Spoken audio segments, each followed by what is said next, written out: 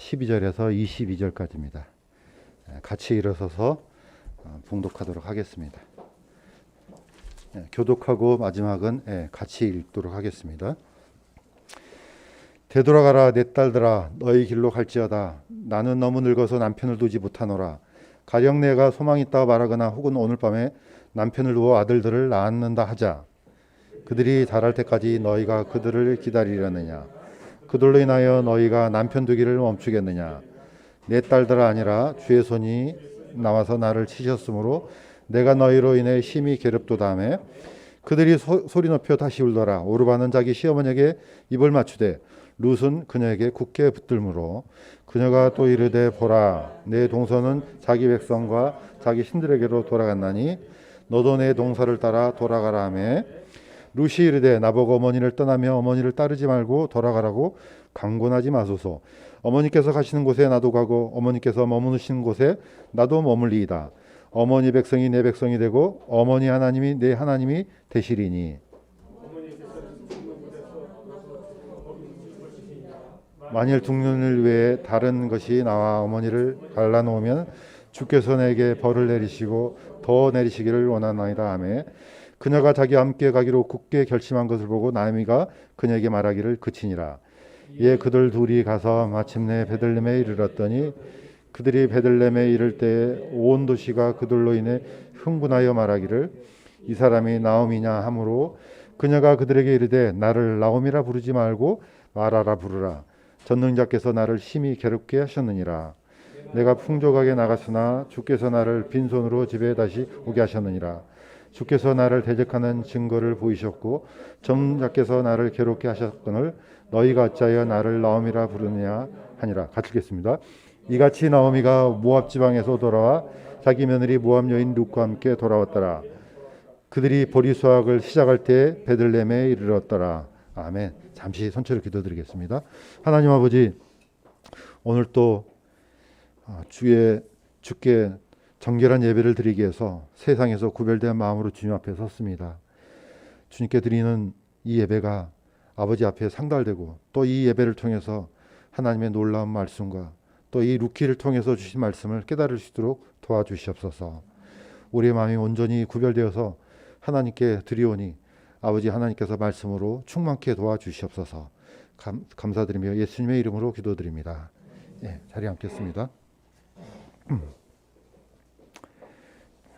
자, 오늘 같이 봉독했던 이 성경은 사실 루키 전체를 읽어야 되지만은 다 읽으면 시간이 많이 가기 때문에 절반만 잘라서 읽었습니다.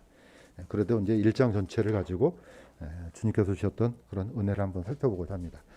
사실 우리가 지금 예배를 드리고 있지만은 너무나 어려운 상황입니다. 또 비정상적이고 또 우리가 지금 쓰고 있는 마스크도 저도 보면은 이런 세상이 올 줄은 전혀 생각지도 못했어요.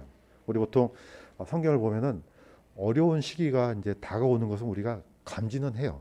그러나 숨을 쉬기 힘들 정도로 이런 시대가 오리라고는 저도 전혀 생각을 못했거든요. 우리가 이제 마스크를 쓰고 또 일도 하고 또 만나는 사람들하고도 자유롭게 만날 수도 없고 지금 그런 시대가 되었습니다. 그러니까 이게 아무리 봐도 정상적인 그런 시대는 아닌 게 분명합니다. 그럼에도 불구하고 우리가 이런 어려운 환경에서 어떻게 예배를 통해서 또 정결한 예배를 하나님께 드리고 또 우리는 어떤 자세로 주님 오시는 그날까지 신앙생활을 해야 되는지 그걸 이 룻기를 통해서 같이 한번 나눠볼까 합니다. 자, 오늘 이 말씀을 보시면 아시겠지만은 이 룻기는 이 배경 자체가 성경 우리가 이제 읽지는 않았지만은 1장 1절을 보면은 이렇게 되어 있습니다. 이제 재판관들이 다스리던 때에 땅에 기근이 드니라. 룻기의 배경이 재판관들이 다스리던 때 이렇게 되어 있습니다.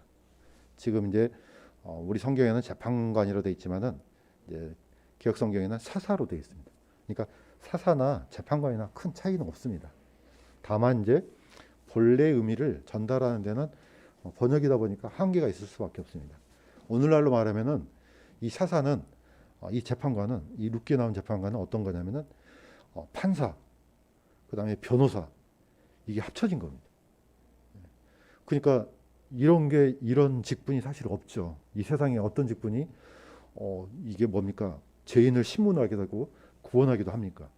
근데 고대로 올라가면 갈수록 그런 직분들이 통합이 되어 있습니다. 예를 들면 솔로몬 왕은요, 그 재판관이잖아요. 왕도 되고 재판관도 됩니다. 이런 것처럼 이 고대로 올라가면 갈수록 이렇게 전문화된 게 아니고 하나로 합쳐져 있습니다. 그래서 사사 시대는 사사라는 이 단어 자체가 백성들이 하나님의 말씀을 잘 순종하고 또 주님께 정결한 예배를 드리고 그러면 복을 줍니다. 그렇지만은 또 백성들이 잘못된 길을 갔을 때는 심판도 합니다. 이런 기능을 하는 게 사사입니다. 그러니까 사사는 백성들을 건져내기도 하고 또 백성들을 책망하기도 하고 징벌을 내리기도 하고.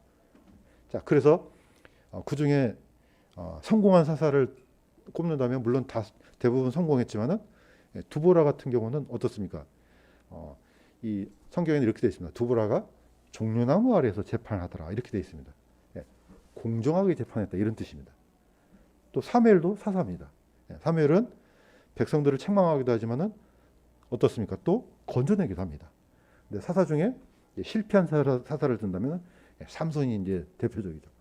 삼손은 역시 삼손도 20년 동안 재판했습니다. 이게 어떤 재판관 이런 뜻이 아니고 다스리다는 뜻이 들었어요. 다스리다. 백성들이 평안하게 삶을 살 수 있도록 다스린 이런 기능이 있죠. 근데 나중에는 이방야인에 의해서 나중에는 자기 눈도 뽑히는 아주 치명적인 그런 이제 사사가 됐죠. 자, 바로 그 시기에 누가 있느냐? 엘리 제사장이 있습니다. 성경에는 사사라고는 되어 있지 않지만 대부분의 신학자들은 사사로 포함시키기도 합니다.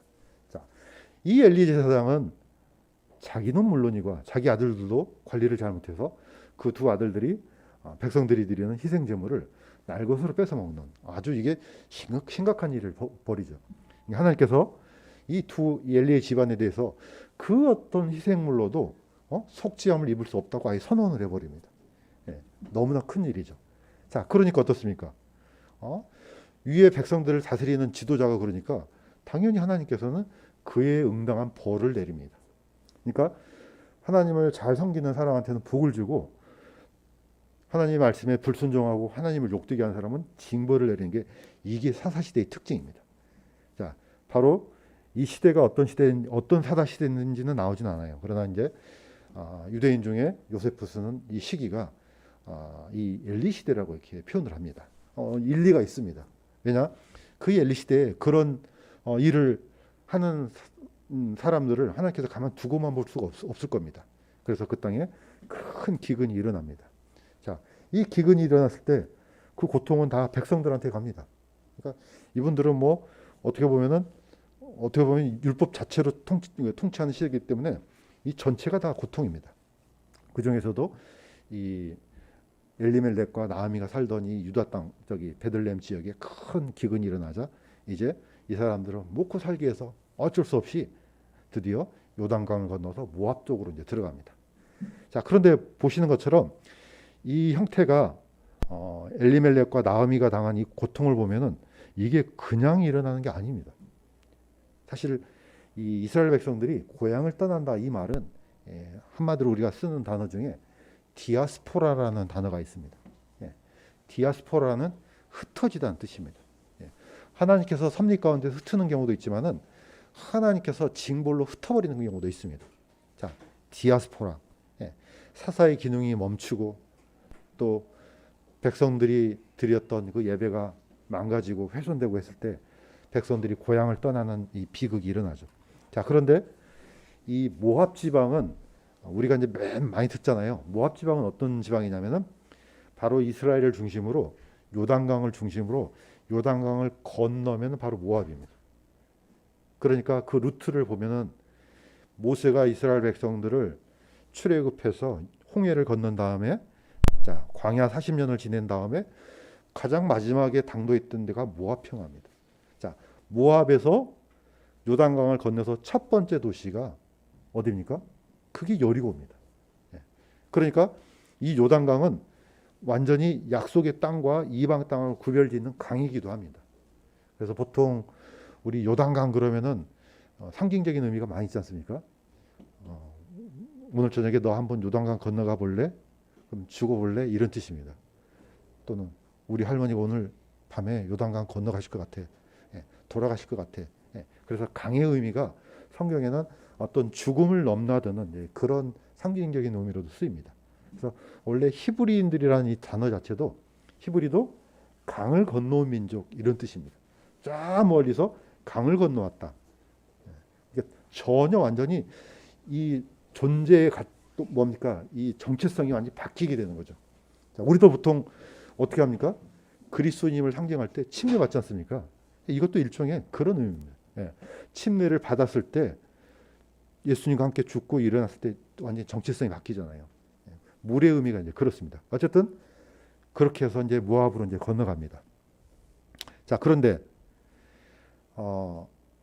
엘리멜렉과 이 나오미가 당하는 고통을 보면은 이게 그냥 일어난 게 아니라는 걸 알 수 있습니다.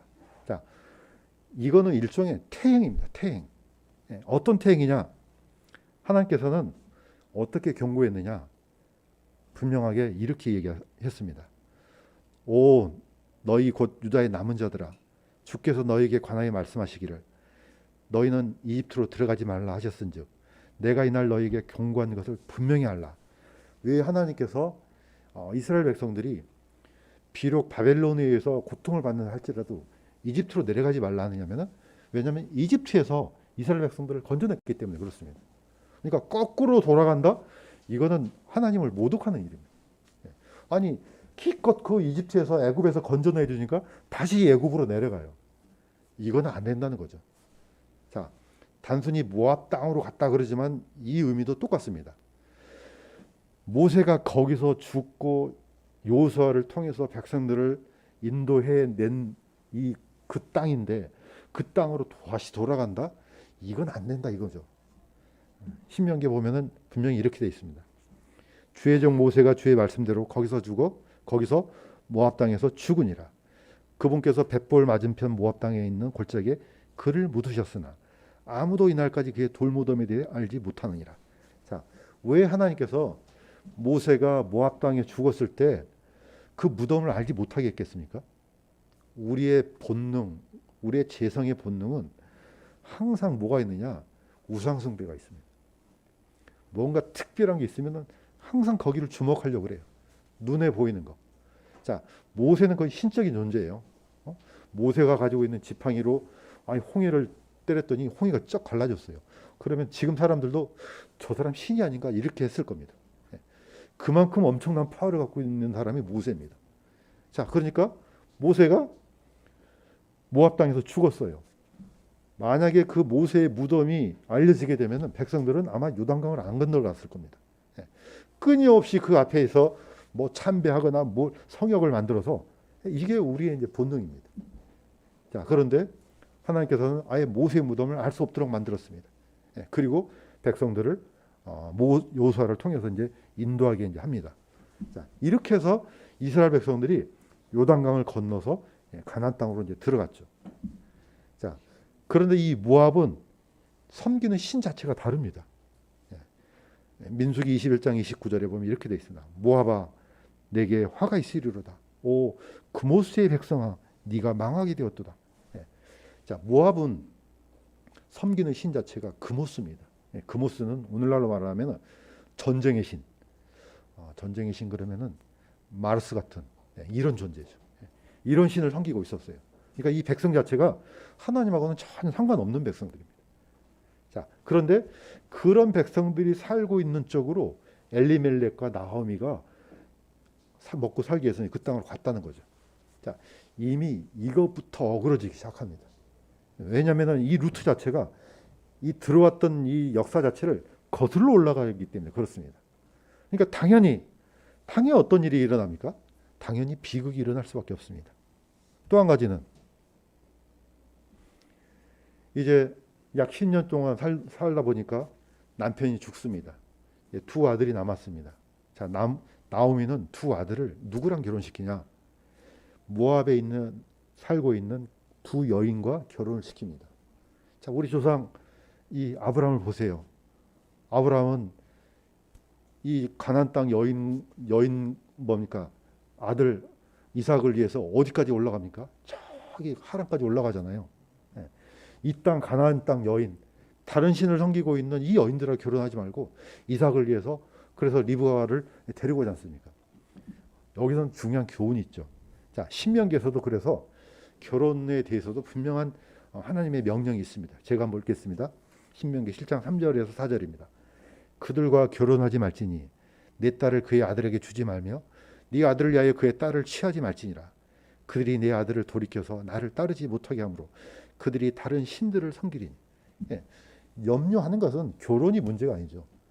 결혼을 하는데 그 여인이 섬기고 있는 신을 같이 데리고 오는 겁니다.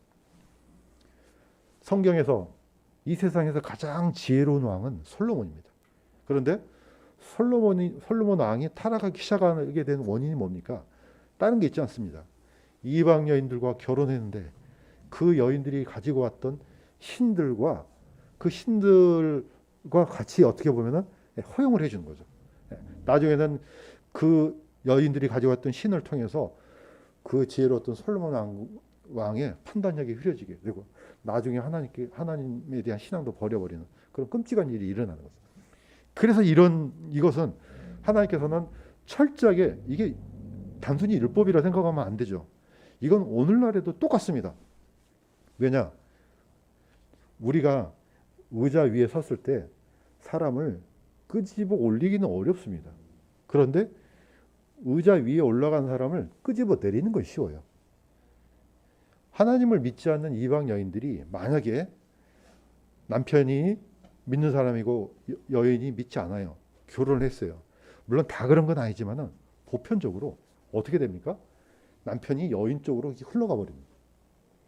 자, 그래서 고린도전서 6장 14절에 18절을 제가 한번 읽겠습니다. 너희는 믿지 않는 자들과 더불어 공평하지 않게 멍에를 같이 매지 말라. 의가 불의와 함께 무슨 사귐을 갖겠느냐? 빛이 어둠과 무슨 친교를 나누겠느냐? 그리스도가 벨리알과 무슨 일치를 보겠느냐? 혹은 믿는 자가 믿지 않는 자가 무슨 몫을 나누겠느냐?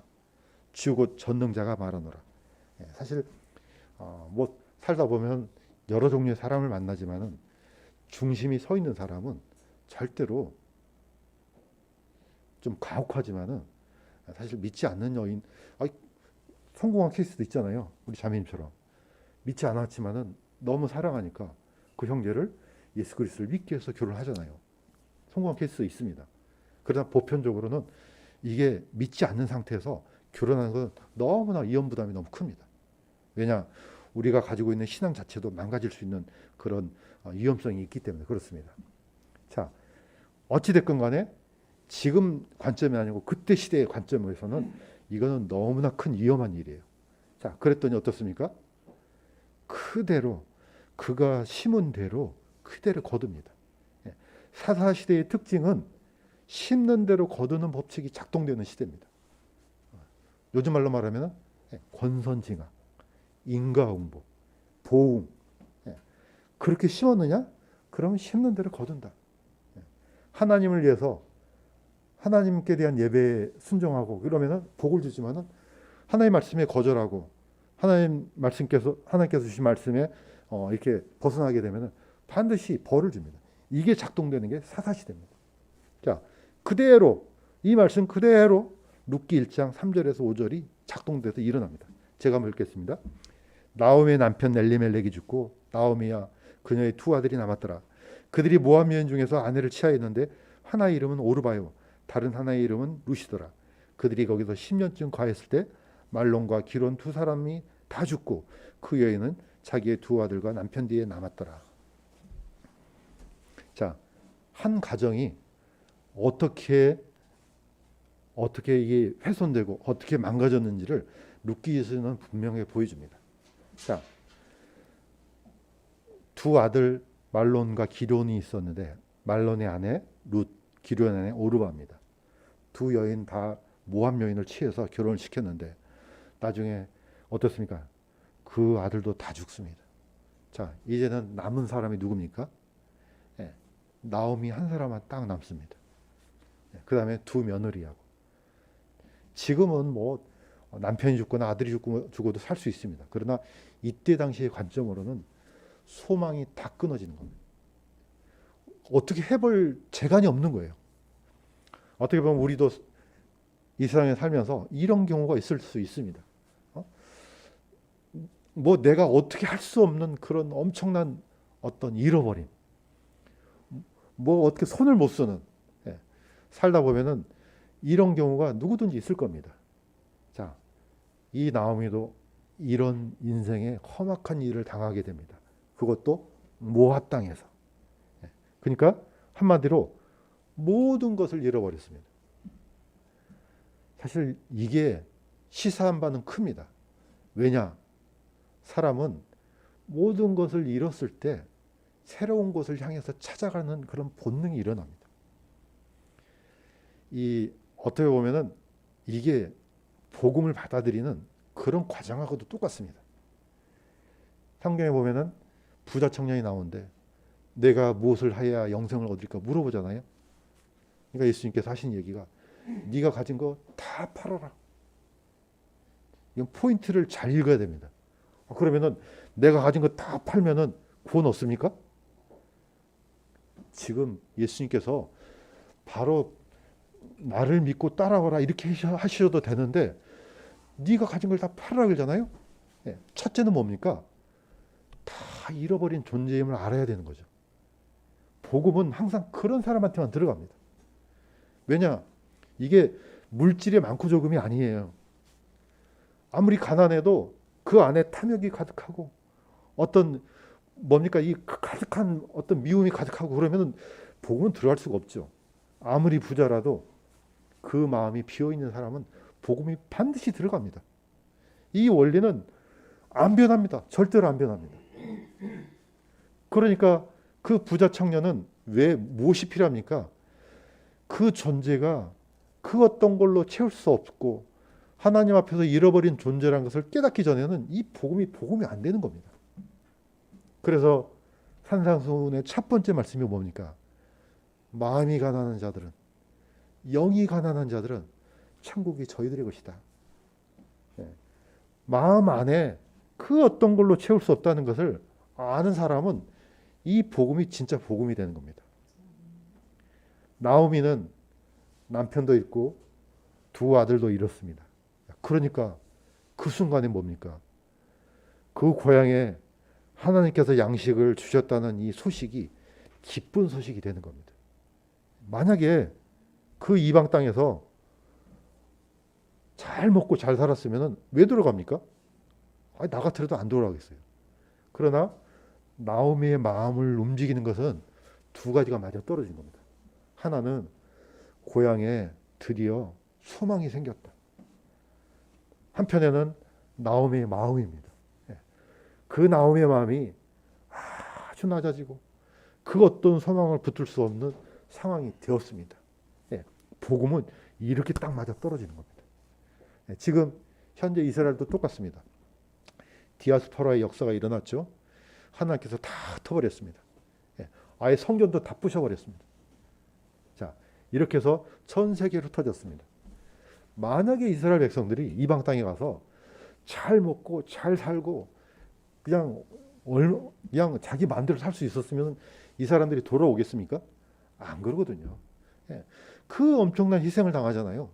거의 2차 세계대전은 거의 600만 명이라는 이스라엘 백성들이 거의 유럽 인구의 3분의 2가 되는 유대인들이 전부 다 소각당했습니다. 자, 그러니까 견딜 수가 없는 거예요. 그러니까 드디어 이 사람들이 다시 고향으로 돌아가자. 이게 바로 알리야 운동입니다. 우리는 이제 디아스포라는 많이 들었지만 알리야는 많이 못 들었잖아요. 알리야가 번제라는 뜻이에요. 번제라는 이 단어가 무슨 뜻이냐면은 올라가다는 뜻도 있습니다. 돌아가다, 귀환하다. 드디어 이방 땅에서 도저히 살 수가 없다. 다시 고향으로 돌아가자. 이게 바로 이 알리야입니다. 그렇게 해서 이스라엘 백성들이 계속해서 이제 자기 고국으로 돌아간 거죠. 이게 어떻게 보면은 성경의 이스라엘 역사기도 하지만은 또 복음의 중요한 원칙도 됩니다. 그야말로 이방 땅에서 어떤 소망이 없다는 것을 깨닫게 되었을 때 그 복음이 진짜 복음이 되는 겁니다. 자, 그렇게 해서 이 나오미는 발걸음을 옮깁니다. 자, 룻기 1장 6절에 다시 한번 보겠습니다.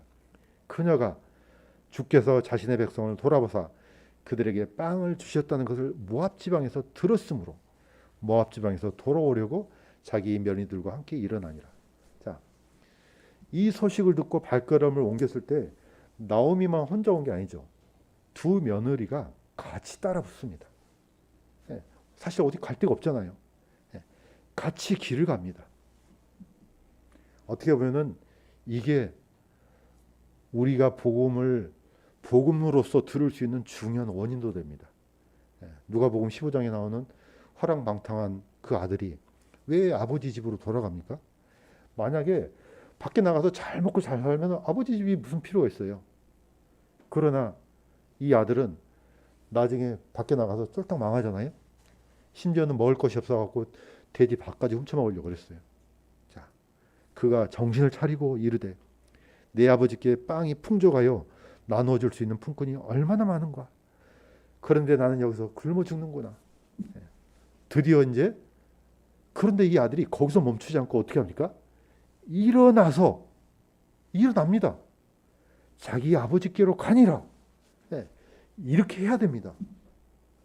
중요한 것은 뭡니까? 여기서 자기가 자기 생명을 끊거나 이렇게 하면 안 되죠. 소망을 찾아서 움직여 가야 됩니다.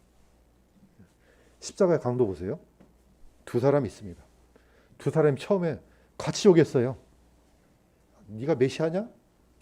네가 구원자냐? 네가 왕이냐?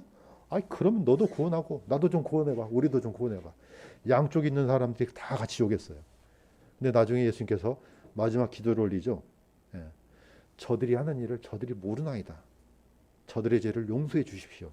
자, 두 강도가 똑같이 들었어요. 그런데 한 사람과 한 사람이 달라요. 반응이. 이 한쪽 강도는 그 소리를 듣고 야 이분이 가만 보니까 힘이 없어서 지금 십자가에 박힌 게 아니구나. 이걸 깨달은 거예요.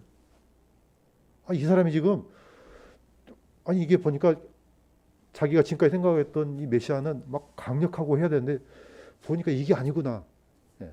자, 이 한쪽에 있는 강도가 자기 예수님한테 고백합니다. 자, 우리가 지금 이런 형벌을 받는 것은 당연하다. 저 한쪽 강도한테다가 또 나무라잖아요. 그러면서 예수님한테 부탁합니다. 예. 주께서 주의 왕국으로 다시 오실 때 나를 기억하소서. 예. 그러니까 예수님께서 뭐라는 해답을 줍니까? 오늘 네가 나와 함께 낙원에 있으리라. 해답을 주십니다. 자, 이 강도는 아무것도 못합니다. 선을 행할 수도 없고 뭐 성경을 공부할 수도 없고 뭐 율법을 지킬 수도 없고 아무것도 할 수가 없어요. 그런데 아무것도 할 수 없는 그 십자가의 강도한테 이 엄청나게 큰 소망을 줍니다. 사실 우리가 구원받기 전에 그런 존재였습니다. 또 그런 상태였습니다. 왜냐? 우리는 어차피 돌아가야 되는 존재인데 어떤 상태로 돌아가냐? 이게 더 중요합니다.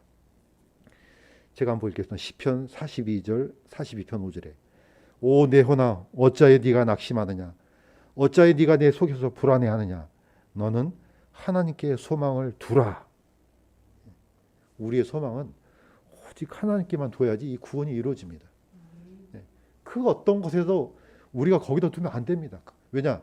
그 모든 것은 우리를 속이는 것들입니다. 지금은 그게 당장은 좋은 것 같아요. 그러나 진짜 소망이 아닙니다.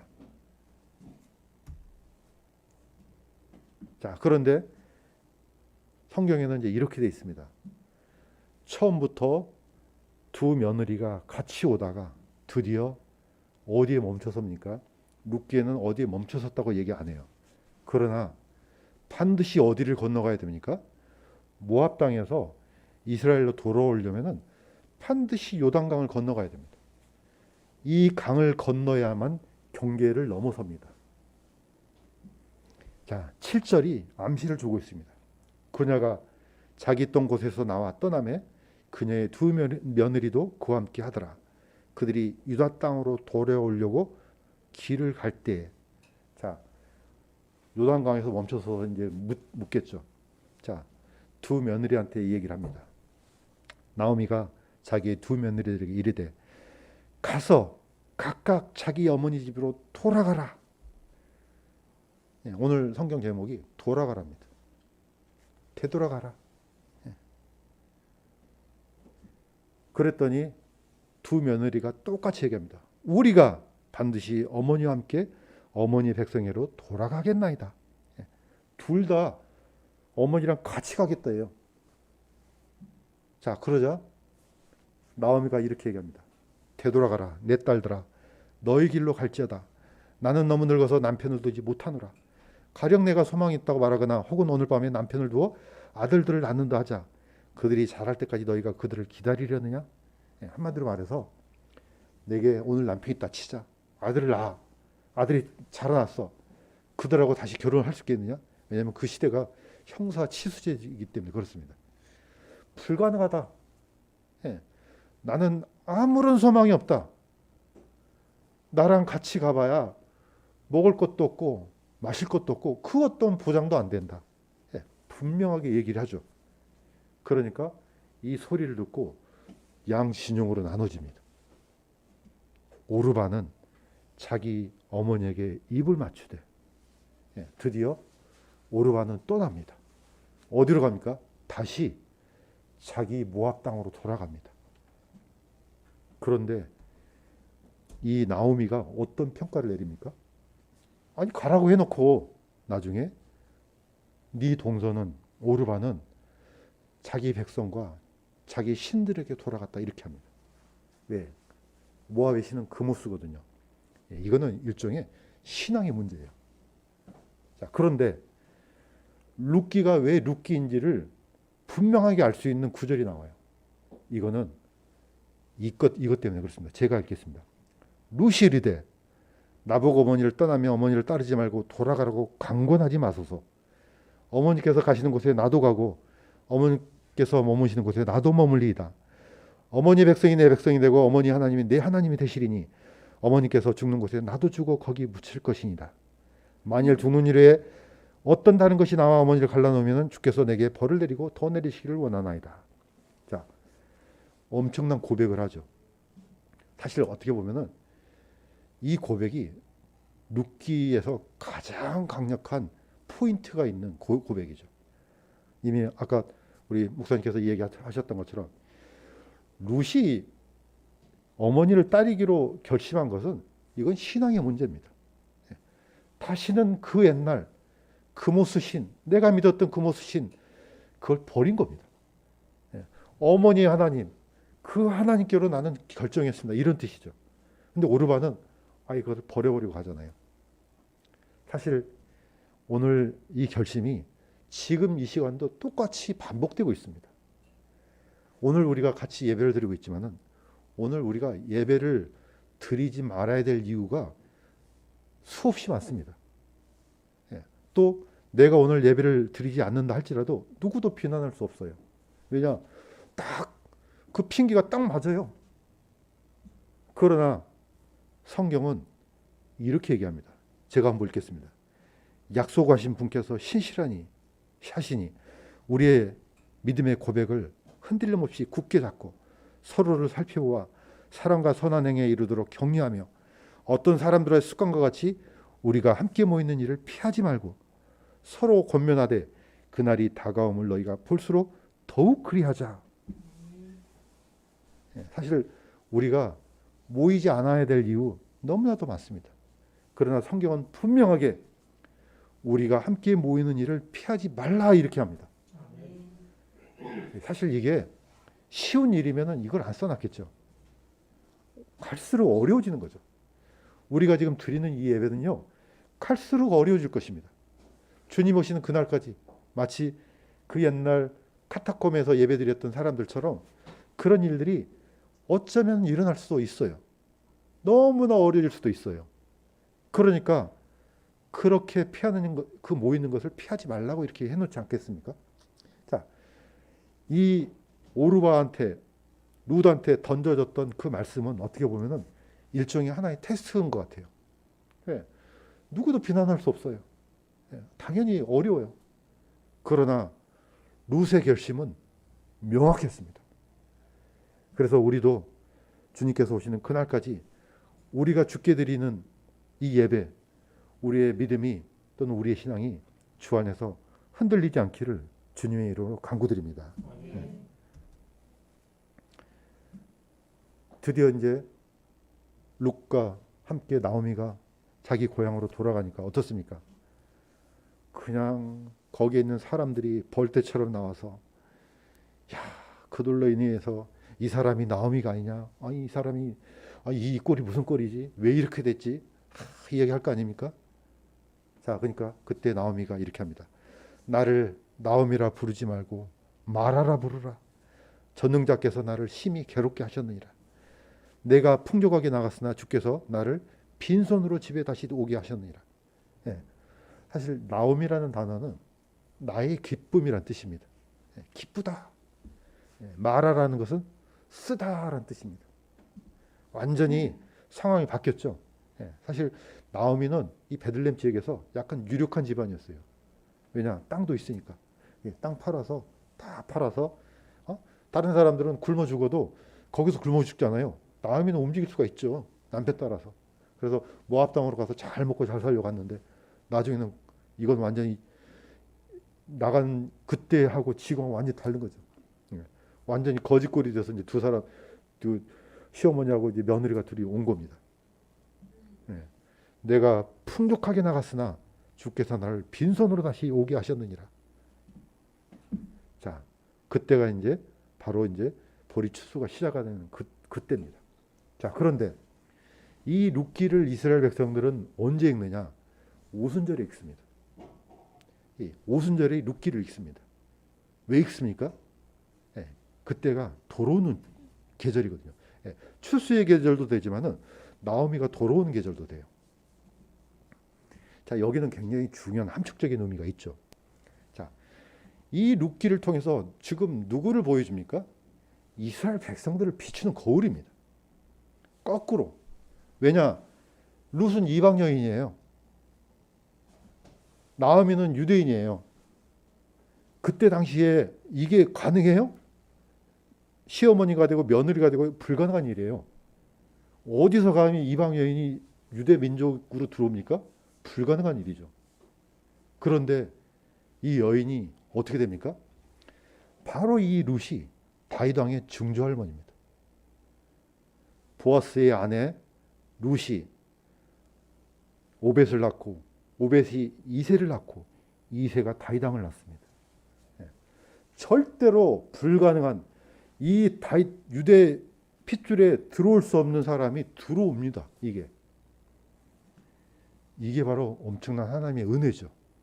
복음은 그래서 복음이 위대하다는 겁니다. 예. 그냥 당연히 이스라엘 백성들한테 돌아갈 복음인데 그 복음의 은혜가 이스라엘 백성들한테 들어가지 않고 이방인들한테 떨어지는 겁니다. 왜냐? 마음의 문제예요. 마음에. 그 마음이 낮아지고 비어 있으면 복음은 글로 들어갑니다. 그런데 아무리 진짜 물질적으로 가난해도 마음이 가득 차 있으면 의심과 탐욕과 다른 여러 가지로 가득 차 있으면 들어갈 수가 없는 겁니다. 그래서 베드로전서 사도 베드로는 이렇게 외칩니다. 우리 이방인들이 너희는 선정된 세대요 왕과의 제사장이요 거룩한 민족이요 특별한 백성이니 이것은 너희를 어둠에서 불러내어 자신의 놀라운 빛으로 들어가게 하신 분께 대한 찬양을 너희가 전하게 하려 하심이라. 너희가 지나간 때에는 백성이 아니었으나 이제는 하나님의 백성이요 궁유를 얻지 못하였으나 이제는 궁유를 얻었느니라. 우리가 옛날에는 모압이나 암몬 족속 이런 자손들처럼 이스라엘 회중에 들어갈 수 없는 존재들이었습니다. 그런데 놀라운 하나님의 은혜로 우리가 하나님의 백성이 되었습니다. 자, 이거야말로 하나님의 크신 은혜가 아니고 무엇이겠습니까? 자, 룻기를 마무리합니다. 룻기를 통해서 얻을 수 있는 매우 중요한 교훈은 바로 룻의 결단입니다. 룻은 이 결단을 절대로 바꾸지 않습니다. 자, 요단강 앞에서 결단한 게 아니고 이미 룻은 어머니를 따라올 때부터 마음이 딱 굳어져 있어요. 그 어떤 상황에서 흔들리지 않습니다. 우리가 보통 이런 사람을 어떤 사람이라고 합니까? 예, 의리의 사나이라고 그러잖아요. 예, 이거는 여인인데 남자들보다 더 큰 의리가 있어요. 근데 그 놀랍게도 그 이름이 이 룻의 이름이 의리입니다. 예, 친구, 우정, 의리 그런 뜻입니다. 그 이름대로 이 룻은 그의 삶을 살아갑니다. 근데 오르바는 이름이 뜻이 사슴이란 뜻이에요. 예, 마치 사슴처럼 껑충껑충 뛰어서 가버렸습니다. 좀 이름이 좀 중요한 것 같아요. 때로는 이름대로 사는 것 같아요. 자, 마무리입니다. 룻기를 통해서 우리는 굉장히 중요한 사실을 엿볼 수가 있습니다. 나오미의 인생은 어떻습니까? 드디어 다 비어있는 상태에서 아버지께 돌아옵니다. 자신의 고향으로. 그래서 떠남에서 되돌아옴으로, 절망에서 희망으로, 잃어버림에서 어둠으로, 슬픔에서 기쁨으로 돌아갑니다. 자, 룻은 본래 자신의 고향으로 안 돌아갑니다. 누가 생각납니까? 아브라함은 갈대아 우르에서 자신의 고향에서 떠나왔습니다. 그러나 다시는 갈대아 우르로 안 돌아갑니다. 왜냐? 영원한 하늘의 본향이 있기 때문에. 그래서 우리가 돌아가는 본향은 흙에서 나와서 흙으로 들어가는 그 본향이 아니죠. 영원한 하나님이 계시는 그 본향입니다. 우리는 반드시 그곳으로 가게 될 것입니다.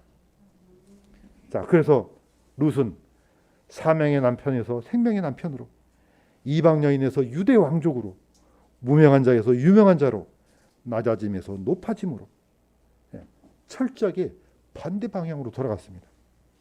자, 오늘 룻기를 통해서, 이 룻을 통해서 오늘 우리의 신앙과 또 주님 오시는 그날까지 우리가 어떤 자세로 우리가 신앙생활을 해야 되는지, 거기에 대한 결론으로 히브리서 10장 23절에서 25절까지 아까 읽었던 이 말씀을 반복하면서 마무리하겠습니다. 약속하신 분께서 신실하시니 우리의 믿음의 고백을 흔들림 없이 굳게 잡고 서로를 살펴보아 사랑과 선한 행위에 이르도록 격려하며 어떤 사람들의 습관과 같이 우리의 함께 모이는 일을 피하지 말고 서로 권면하되 그날이 다가옴을 너희가 볼수록 더욱 그리하자. 아멘. 기도드리겠습니다. 하나님 아버지, 오늘 룻기를